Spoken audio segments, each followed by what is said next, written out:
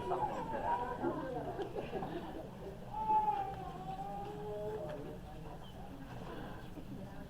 All right. So, yep, handouts are going around, and we're going to keep working through Dr. Kruger's book, Surviving Religion 101. Today we're on lesson 7. Hard to believe we've been going at this for 7 weeks. The time flies when you're having fun. So, Chris Martino, would you open us in prayer? Sure. Gracious Heavenly Father, we're so thankful for this time together this morning to come together as your people to glorify your name, to sing your praises. Pray that you would bless this Sunday school hour and that we would be mindful of things that are said and would ponder your word this afternoon. Pray this in Christ's name. Amen. Amen. Okay, so you see there the title of this week is lesson 7, the question of suffering. How could a good God allow such evil? That's a big one. It's a real big one. And so that's what we're going to get to in a minute. But let's just, again, it's always helpful to remember what we talked about last week to get our brains thinking, our brains going. Just a quick review. Last week we dealt with the matter of judgment, of hell, etc. The charge or the question, my God would not condemn people to hell. A loving God surely could not condemn people to eternal separation from Him in hell. And we talked about the sociologist Christian Smith and his categorization of the moralistic, therapeutic, deistic God. That many of folks in the West, if you had to think about their view of God, their view of religion, moralistic, therapeutic deism. I think it's pretty helpful. I think it's still accurate. Moralistic, we should be good. Surely God is there, wants us to be good people. Therapeutic, God wants us to be happy, good, happy. Deistic, He's there. He's not really too involved. He's there when we need Him. Things get really bad, then we can go to Him in prayer. He might help us out a little bit. He's just kind of up there in the sky to help out when we need Him. Moralistic, therapeutic deism. And the question of hell and judgment doesn't fit very well in that kind of worldview. But we thought about how we can answer this objection, how we can think about such matters. And one way we can answer that is, how do they know? How do they know God will act like that? How does that God reveal Himself to us? How does a moralistic, therapeutic deity show Himself to us? If He is separate from us, how do we know anything about Him? Because we have an answer. The triune God of the Bible reveals Himself to us in the Bible. The question is, how do you know, is always, we've said this again, always a great question to ask. How do you know what you are claiming to be true?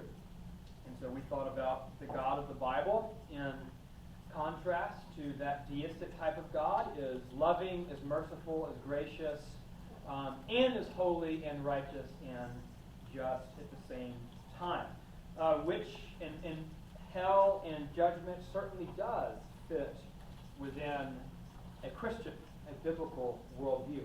And that changes our understanding of sin. Sin is not merely horizontal, not merely breaking man-made rules. In fact, first and foremost, there's a vertical dimension to it, that it is cosmic treason, it is rebellion against a person, against the triune God of the Bible. Remember David, Psalm 51, against you and you only have I sinned and done what is evil in your sight. So it's breaking a relationship, not simply breaking a rule. One way to summarize it.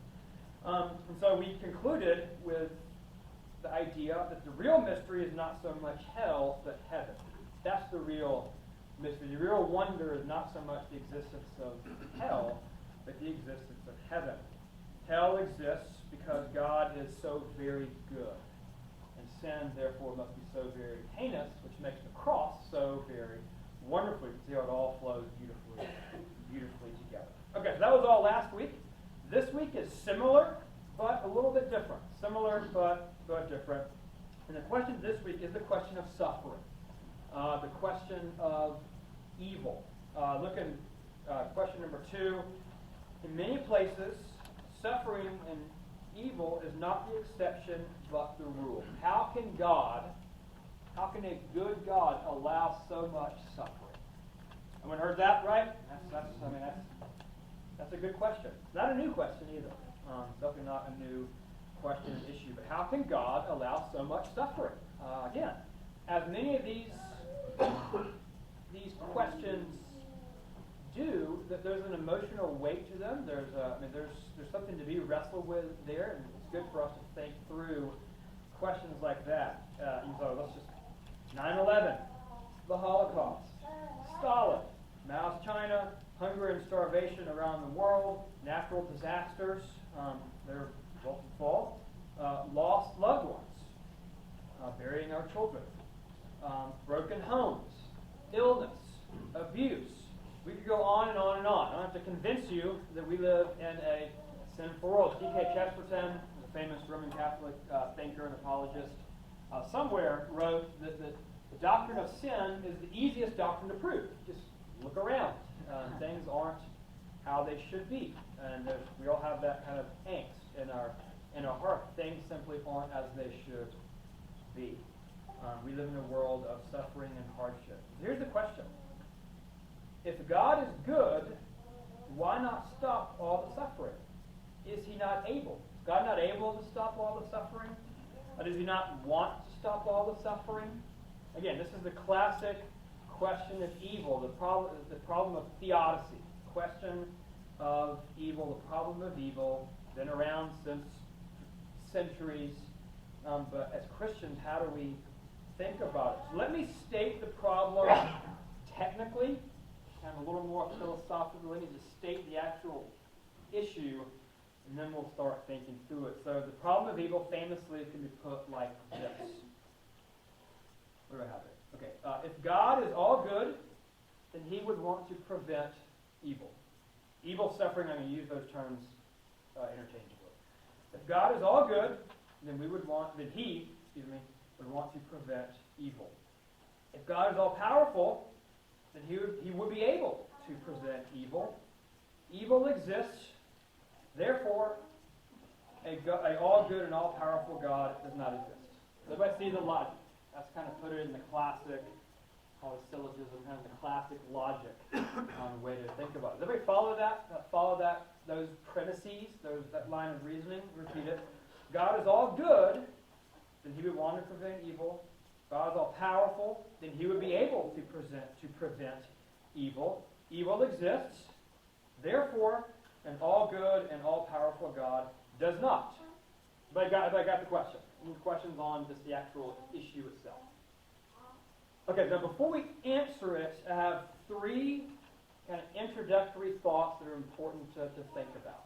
The first introductory thought is this. As I said before, the church has wrestled with this for centuries. Not a new question.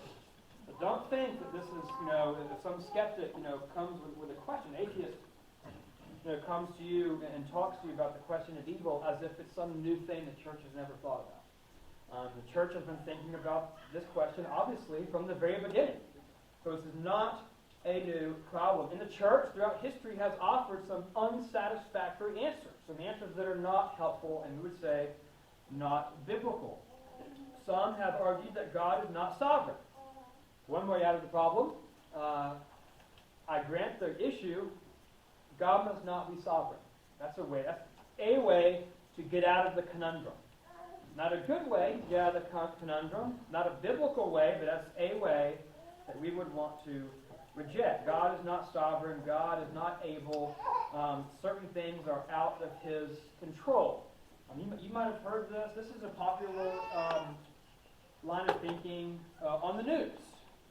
Now, God just wasn't able to stop those planes. It was out of his control. God wasn't able to stop this. Or this is surely God, he's not powerful enough to stop this or that aspect of suffering and evil. We want to reject that answer. Another answer that the church has put forth is the so-called free will defense. The free will defense. That is, God is sovereign, but he voluntarily restricts his power so as not to interfere in human choices. So God voluntarily restricts his sovereignty so as not to interfere in such evil and wicked choices, often called the free will defense. We say that's not biblical as well. And the doctrine of God's absolute control and sovereignty is all over the Bible, hundreds of verses that we could read. In fact, we read some this morning in the sermon.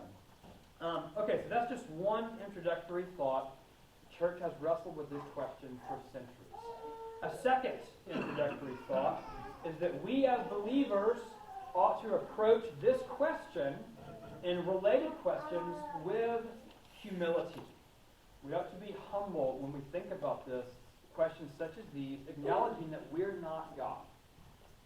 And it is fitting that there will be some things in God's creation that we simply don't understand. We're not God. He's God. We're not. Could someone read Isaiah 55, 8 and 9? You've all heard these verses before, but let's just read them again. Could someone read for us, God, Isaiah 55, 8 and 9? Matt Warren, do you have these?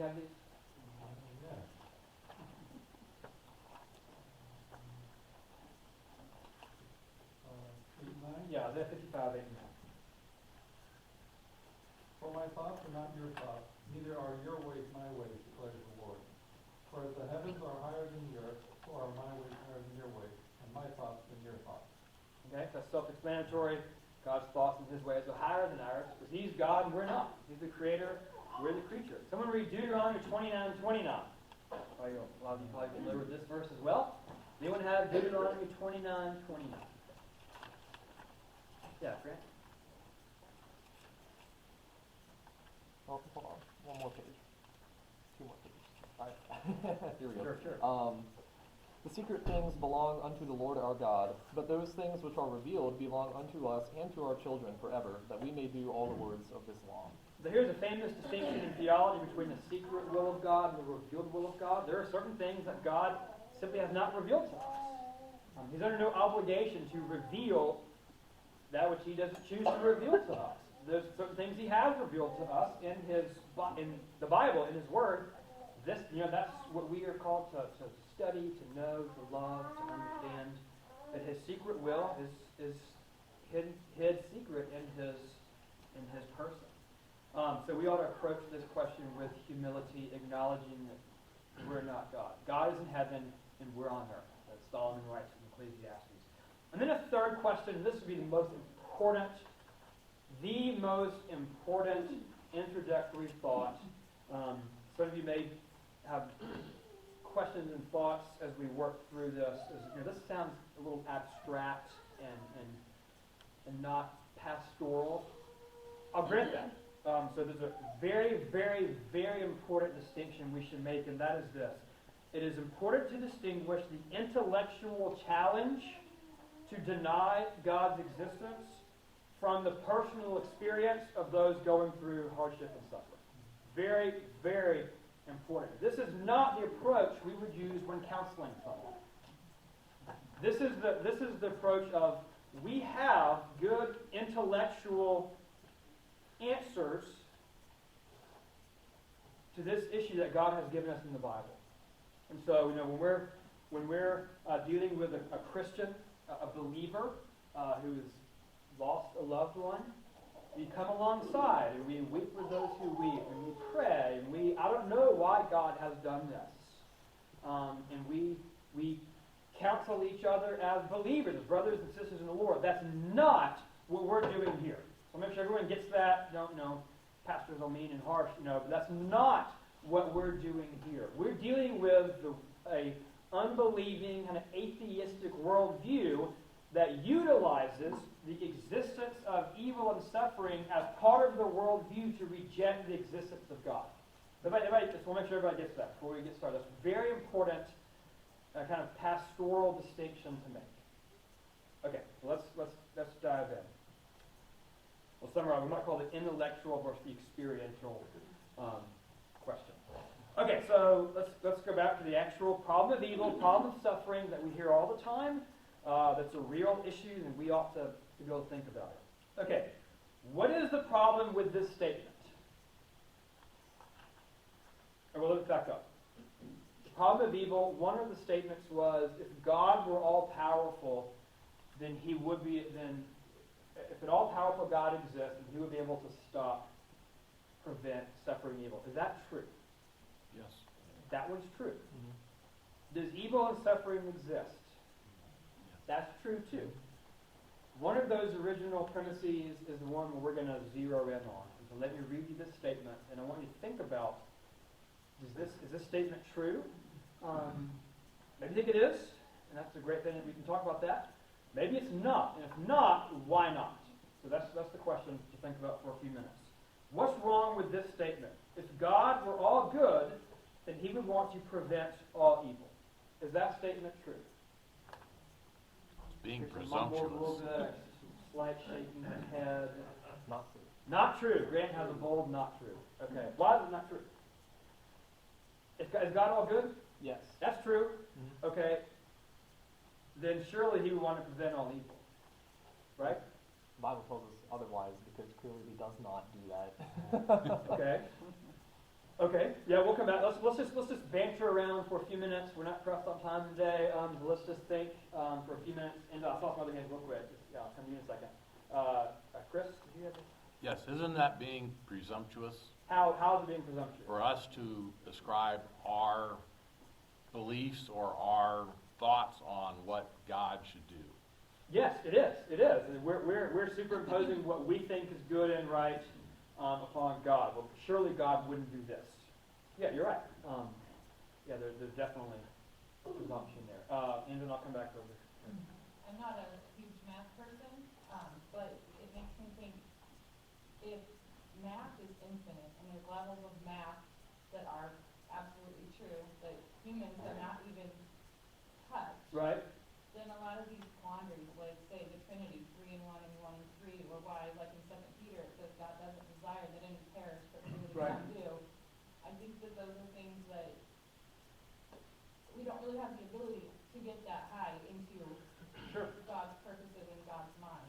Right. Yeah, which goes back to Isaiah 55, 8 and 9. We read God's thoughts, not our thoughts. Excellent. Kelly? Yeah, that premise, it's assumed that there could be no possible reason, no good reason why God would allow evil. Yeah. That's exactly what I've written down here. Yeah, this is awesome. Yeah, I yeah. think, it's helpful, like, and you will probably expound upon this, but there are only like certain virtues that can be expressed when there is danger or suffering or evil of any degree. Mhm. Like courage, you can only express when there's fear. You Right. can express sacrifice when there's possible danger. Yep. Mercy and justice when there's wrong done. So Yep. those are just some examples of some of the good that God could want to have. Yes, absolutely. Yeah. Yeah, other thought. Joe, do you have I was just going to pondering? what very much like what Chris was saying with presumption. That Yep. statement is founded basically on the assumption that what makes sense to me is actually true. It's not really demonstrated at all that a good God would try to prevent all evil. It's simply, well, that's what I would do, therefore I'm allowing that to stand as certainly true. Right. I think it's things at work where you need to make sure you actually know that something is, not just suspect it is. Yep. This is in the realm of, I just assume this is how it would be. But Right. Yeah, there's assumptions, a lot of assumptions that are built into that. But there's a lot of assumptions built into a lot of these questions we've been thinking about. Mike? Well, if there was no evil, we wouldn't know that God is good. Okay. Yeah, we'll talk about that. So, yeah, evil is kind of a parasitic, a parasite, kind of like, for evil exists, presupposes there's something that's good, right? Yeah, Mike's kind of getting that. Exactly. Yeah. In my experience, when someone calls that out, they usually have something specific in mind. I had a discussion with someone that said if God was good, he would condemn slavery. Sure. And it comes to there's a inward sense of justice that we have, but Right. it's faulty. Yep. And Yeah. so their sense of justice is we should all be equal Right. in every aspect in life. Yeah. Which is how God created us. Yeah. So Christy, did you? Well, just at sort of what Kelly was saying, but on a smaller level, there's development of character. Like somebody born with Right. like some sort of defect that overcomes it, or and then they come on to achieve some great thing. They go back and say, well, there's the lessons I learned in overcoming this, which right? that help them come to this level. Yeah, so good purposes, yeah. So let's, so another way to kind of put a fine point on the question, does God have good reasons for allowing suffering? And the answer is yes. I think we're all kind of swimming in similar ideas. The answer is yes. Let's think about it. Let's use an analogy.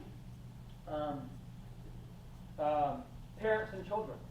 Parents, do you have good reasons to maybe bring a little bit of suffering and hardship on your children? What are some things that we do as parents that that would fit, under this umbrella? Do we have good reasons as parents for bringing? We're the parent. We bring upon our children evil and suffering. Suffering on our children. What are some things, parents? We set limits, We set limits. Yeah. We set limits. Why do we? Because we know what's best, right? What else? Any? Yeah. Lee? A hot stove. A hot stove. Yeah. I mean, you touch it and you learn. So maybe sometimes you Yeah. allow it a little bit. Absolutely. Yeah. Yes. Consequences. Consequences. Yeah. Because God loves us, there's discipline. Yeah. Hebrews 12, Proverbs 3. Jim? Medical procedures. Yeah. I was about to say. Yeah. Yeah. Dentists. I know you're dentists. I was about to say. I don't like dentists. One of my elders is a dentist. That's right. I've had a horrific experience with dentists. I'll tell you about it later. I know Stephen would not bring upon me the pain and suffering that I had many years ago with a certain dentist and others. You might now. Do I? Exactly. But we, if you, right, Stephen, if we let decay go, it's going to hurt really bad later. And so a little bit of drilling and a little bit of poking and prodding now. It's a trivial example, but it's no different than what we're talking about. Bring it down to where we live and move and have our being. So there are good, righteous reasons that we will bring a measure of suffering and hardship on our own children for their own good. Now, this, expand that at an infinite level to God, and you kind of, you get the drift. An analogy is Dr. Kruger uses in his book. The question, the statement of God could never have good reasons for allowing pain and suffering would be analogous to me or any of us likely walking into, and Dr. Kruger's analogy, to the physics lab at MIT and saying, that experiment is never going to work. How do you know it's not going to work? I just can't figure it out. So you MIT scientists, you're wrong, never going to work because I can't see how it's going to work. It doesn't fit with how I think things should work. So MIT scientists, you're definitely wrong. Same analogy. So God could never have a reason, as we've talked about, is similar to that type of scenario. We all can see the folly in that when you put it like this, like walking into Stephen's office. Stephen, you're doing it all wrong. I can't see what you're doing, so therefore it's wrong. That's a similar idea to what we're talking about. Did you have a thought? I was thinking, like to a 4-year-old mind, and still even with my child now at 8, I'm still working on this, but it's hard for them to get their minds around like a medicine that doesn't taste good is actually the right thing to do, but eating cookies and watching TV all day, it seems fun, but it's actually not a good thing to do. Yes. And that is really a really hard concept for younger kids, and I think we're all still learning that to a degree. Yeah, I'm learning on myself. Yes. I was fun back there. I don't know if you heard that. We often, because we want to see ourselves as a victim, we often don't consider that God giving us over to our fault. Yeah, that's part of it too. Yeah, God, Romans 1, who forgive us over. Okay, so let's move on. The bottom line in question 3 is, unless a skeptic can prove that God does not and could not have a good reason for allowing evil, the argument falls apart. Again, we're on the technical, intellectual side of things. Okay, let's move on to question 5. Okay, then, why? Why would God allow evil and suffering? As I said, this is not a new question. We're not the first ones to think of this. So let's open up our trusty Westminster Confessions of Faith. I know you all have pocket copies. You all have phones, so most of you probably do. So, yeah, click on the confession, or if you have it, the OPC website, which by the way is really, really good. You go to the OPC website, go to the bottom, and it has all the standards there, or you can just Google Westminster Confession of Faith. Chapter 5 deals with God's providence. And the Westminster Divines put quite a bit of thought into these questions, as you might imagine. So I want to read a couple sections. Westminster Confession, chapter 5, sections 5 and 6. Section 5 is where we'll spend most of our time. Section 5. Let me just read this, and you might think of this section as good fatherly reasons that God permits hardship and suffering in the lives of his children. That's what this is all about. Let me read section 5 for us. The question is, why does God do this? Why would? What are some reasons God would have? The most wise, righteous, and gracious God does oftentimes leave for a season his own children to manifold temptations and the corruption of their own hearts. Here's the reasons why. There's a lot of them.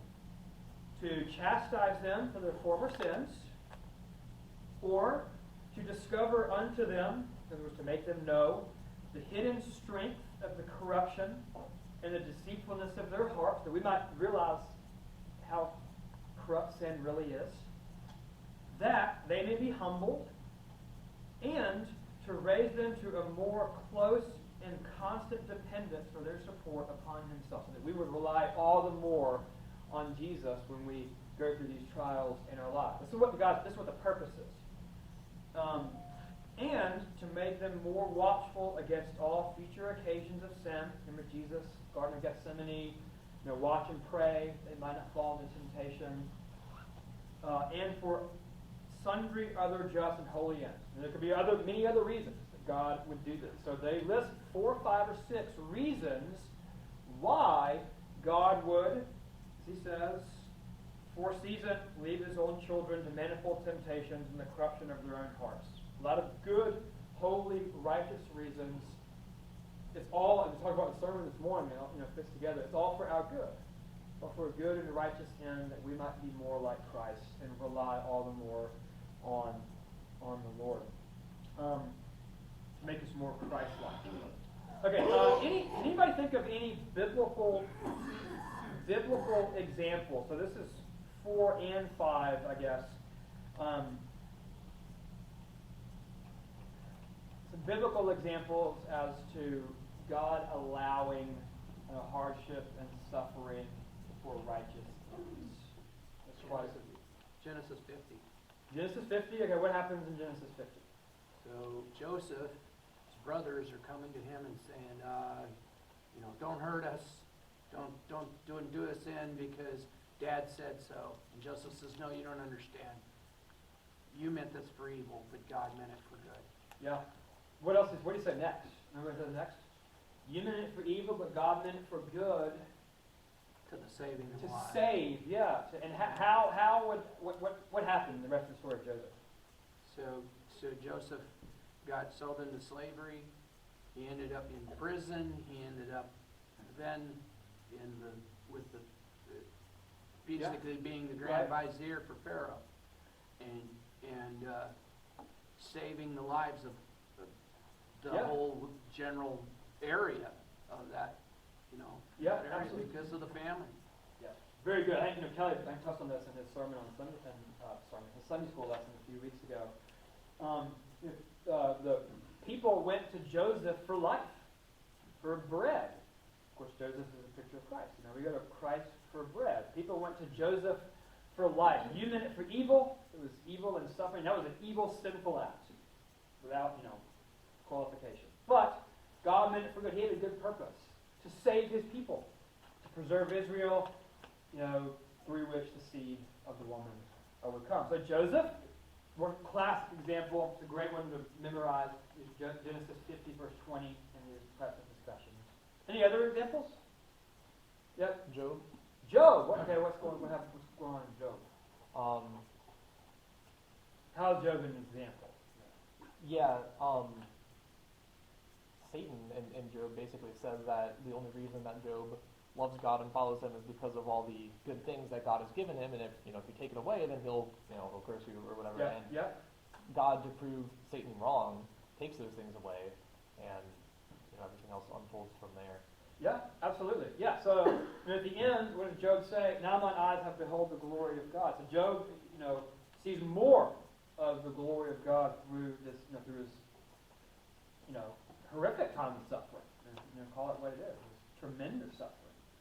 Through that, he had a greater acquaintance, we might say, with God's glory, which is a good end. What else? Yeah, That one, Dina and Paul. I don't like that one, because it's so sad. Yeah, it's hard, right? Job was just Yeah. used as this vehicle, and he had to learn so much. I think Moses is Right. a good one. Okay, yeah. That's a better one. Yeah, Then it becomes to the leaders to take them out of Egypt. Sure. Yeah. Job is tough. Yeah, he's tough. Yeah. Paul. Is it your extreme to say Adam's original sin and lead to Christ in his work, or is that one we? I'll piggyback on that. Romans 9. Romans 9. Okay. Romans 9. So, Yep. what if God, desiring to show his wrath and to make known his power, has endured with much patience vessels of wrath prepared for destruction, in order to make known the riches of his glory for vessels of mercy, which he prepared beforehand for glory? Yeah. Yeah, like in order. It's explicit. For this reason, in order that his attributes might be set on display. Yeah, absolutely. And I don't think so. Jonathan Edwards has a famous thing he calls the Felix Culpa, that is the oh happy fall. It is only through the fall that redemption comes through Christ. That's for a different topic sometime. But yeah, that has been thought about in church history. Any others? The big one we're missing. Yeah, Phil. Well, that's probably the big one.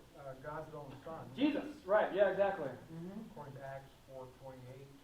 Did you have that open, Phil? Yeah. Read that. All of the Herod, Pontius Pilate, the Gentiles, the people of Israel were gathered together to do whatsoever your hand and your counsel determined before to be done. Yeah. Along with Acts 2:23. Yep. So there you have the Son of God himself predestined to terrific suffering. Yep. Yeah, so the greatest act of wickedness in all of history, without exception, brought about through that God brought the greatest good in all of history. So Christ is the classic, kind of for a good reason. Classic example. A couple others. John 9:3. The man born blind says this. It says, as he passed by, Jesus saw a man blind from birth, and his disciples asked him, Rabbi, who sinned, this man or his parents, that he was born blind? Now, the rabbis were operating from if someone was born blind, therefore there must have been a sin that this was the result of. Kind of a one-to-one, which is not biblical. Jesus says, it was not that this man sinned, or his parents, but that the works of God might be displayed in him. So that means being born blind, that's suffering. But it was so that God's power might be on display as he would heal that man. Okay, Jake? The one that comes to mind for me is 1 Peter 6-7. Okay. I can read it if you want. Yeah, please do. Okay. In this you rejoice through now for a little while, if necessary, have been grieved by various trials, so that the tested genuineness of your faith, more precious than gold, that perhaps though it is tested by fire, may be found to result in praise and glory and honor at the revelation of Jesus Christ. Yeah. Yeah, so that our faith would grow and be strengthened and be refined like gold.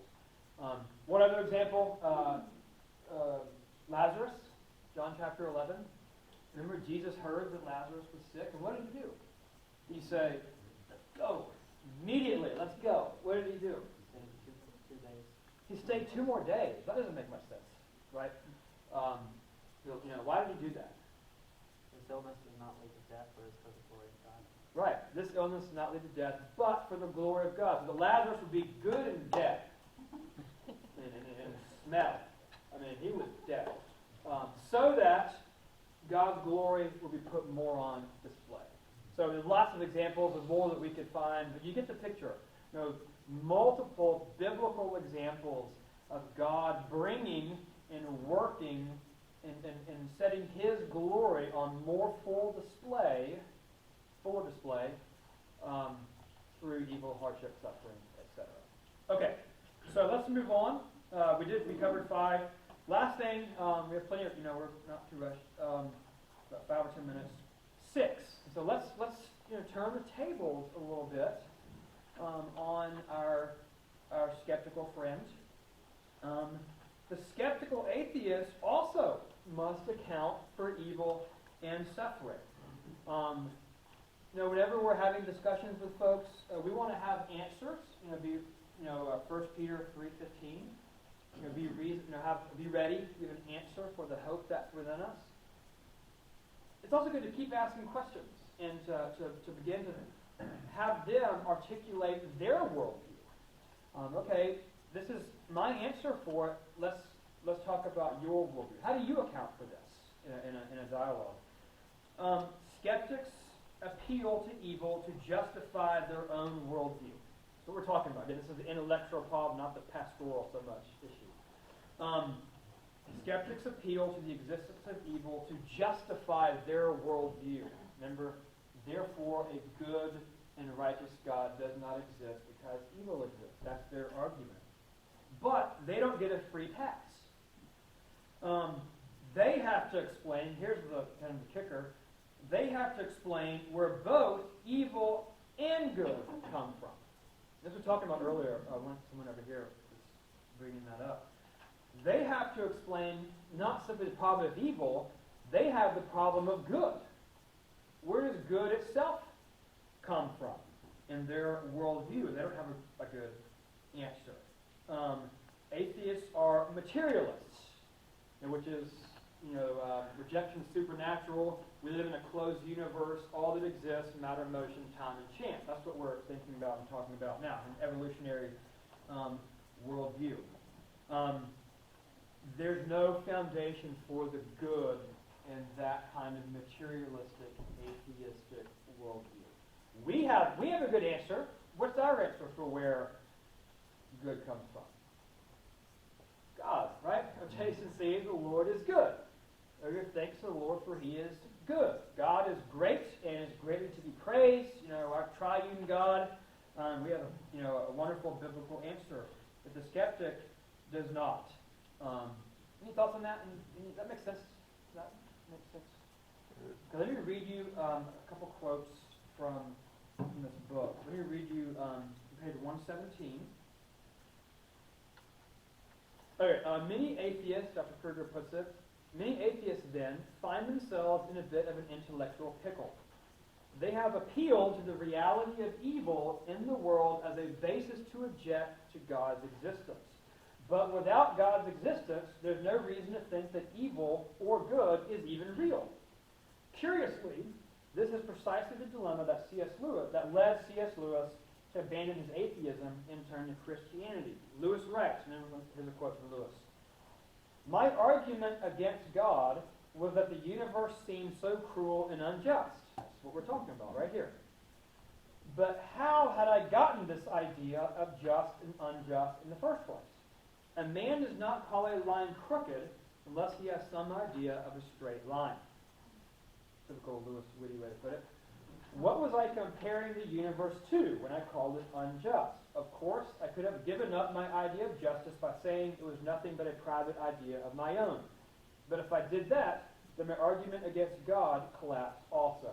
For the argument depended on saying that the world was really unjust, not simply that it did not happen to please my private fancies. So it's not just I can say this person doesn't fit with me.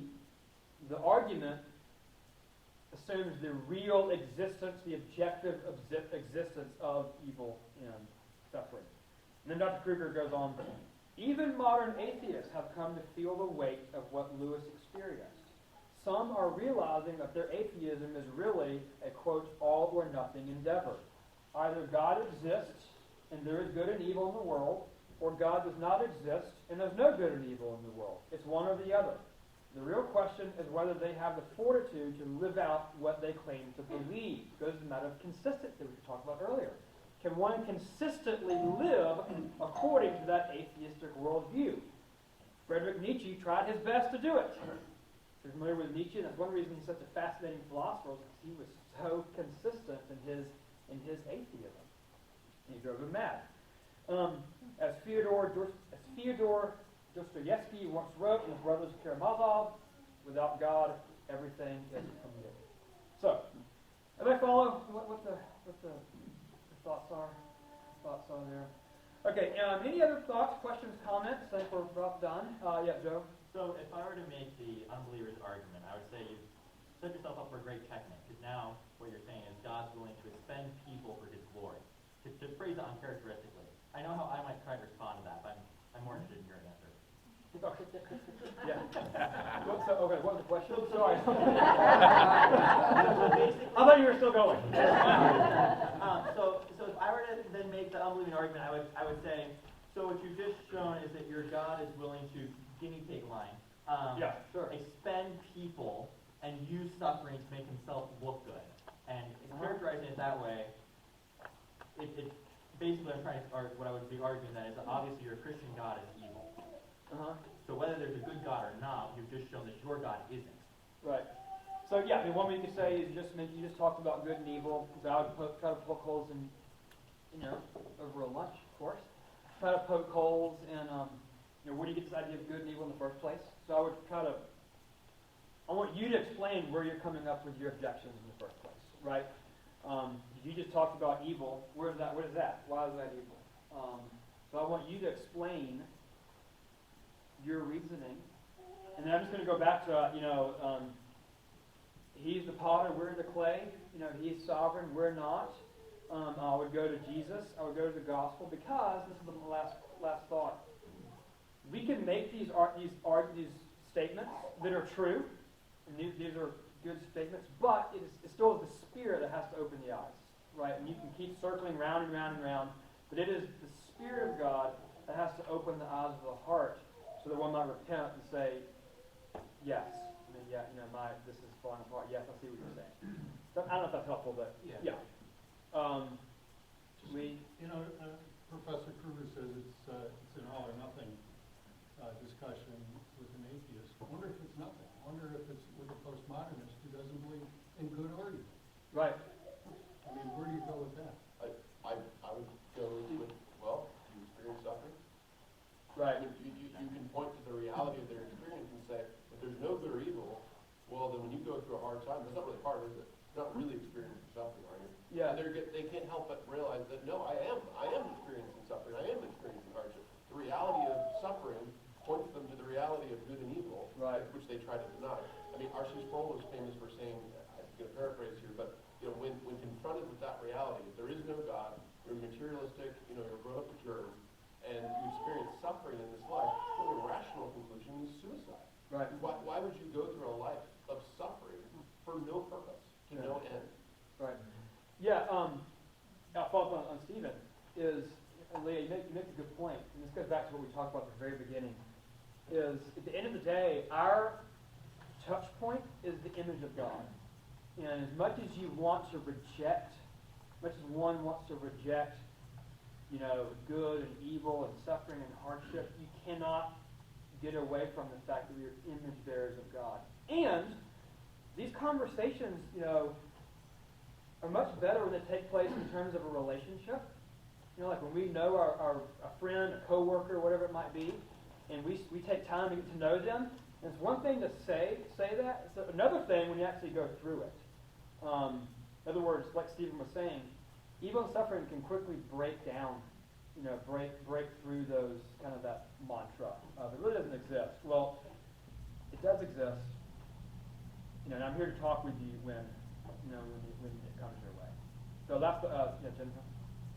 I guess sort of building on that, I think it's good to have these kinds of conversations and have these answers, but I think first of all, most of the time, the people we're talking to are not actually like materialist atheists in this like sort of constructed way, right? They have like sort of a sense of God or Right. this idea of goodness, this idea of spirituality. And also, I think even for believers, a lot of these intellectual answers are ultimately unsatisfying because we really want to know the mind of God. Mm-hmm. And we have to have enough humility to understand that we can't. Right. Right. So if we kind of come into like a discussion with like, I have all the answers, these are questions that the church has been asking for a really long time. Right. So we do sort of Yeah. have the answers, but we also don't completely understand. Sure. Yeah, absolutely. We've already read Isaiah 55. Your thoughts are not my thoughts. And so we have what God has revealed to us in His Word. We have Joseph and we have Jesus, and that's where we can take people to. I'd love to keep going, but I'm going to probably we'll stop there. Let's talk more. Phil, do you have something, and Angela? Well, I'm just going to say, another thing just to throw in what we're all talking about is that we have the whole Christian story. Right. So we don't just have abstract philosophical theology. Right. We have the whole Christian story. The incarnation, that's what I'm thinking about. God, assuming the incarnation, God enters suffering. And He Himself enters the suffering Right. of the world. Yeah. I think, that would be in my mind if I'm talking to somebody about evil and suffering, that God Himself, through the incarnation Right. of the Son of God, has entered into suffering, and that's the whole story of that's the whole story of salvation. Yeah, we have the last chapter. God came down for us for our salvation. Yeah. God came down. Yeah. And Christy? I was just going to say, God did try and protect us from a lot more suffering by giving us, but Adam and Eve. Right. And don't do that, because Right. it will happen. And there's so much of this tied into the fall, and we preference for that. Yeah. People Yeah. try to- Yeah. I think one last thought, and picking up on what Jennifer was saying a little bit, is that we probably don't come across a lot of hardcore materialists. They're out there, and they write influential books, and their ideas are definitely out there. But even the deist, it doesn't satisfy. And as believers, we do have that joy and hope, and in the midst of it, and I've been asked, where does that come from? Kind of an abstract deistic God simply does not satisfy and does not carry the weight of giving us the foundation. Anything else other than the triune God, period. Simply just does not satisfy the human heart, especially when the human heart is going through times of evil and suffering. Angela, this will be the last comment we'll say. I was just thinking every week when we were doing this study, we talked about why does God send people to hell? Why does God allow suffering? Why are gay relationships not holy? These are common objections. What it comes down to, almost every lesson that we go through, is that humans are trying to refashion God in our image instead of the other way around. Like using myself as the baseline, what God needs to conform to. Do you see what I'm saying? Yeah. It's the opposite of what it should be. Right, yeah, it's turning things on their head. Psalm 50, you have made God altogether like yourself. Psalm 50, yeah. All right, great discussion. Again, this is a real issue, and a lot of things to think about, but very helpful thought. Let's close in prayer.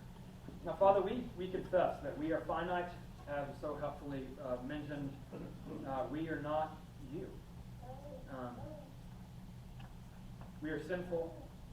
You are infinite. You are above us. Your thoughts are not our thoughts. But you have revealed your plan to us in your word. And Father, we don't have the answers. But we do know who you are. That you are just and good.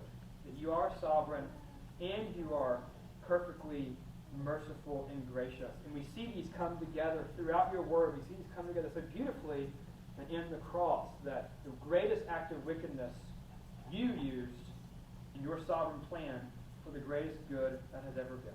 Well, I pray that we would have these conversations with those that don't know you, whether friends or co-workers or family members or whatever it might be, and that you would give us humility, give us zeal for you, a love for our neighbor, and that we might share the gospel far and wide. Be with us the rest of this day, and we look forward to worshiping you this evening in Jesus' name. Amen. Thanks, everyone. Very good discussion.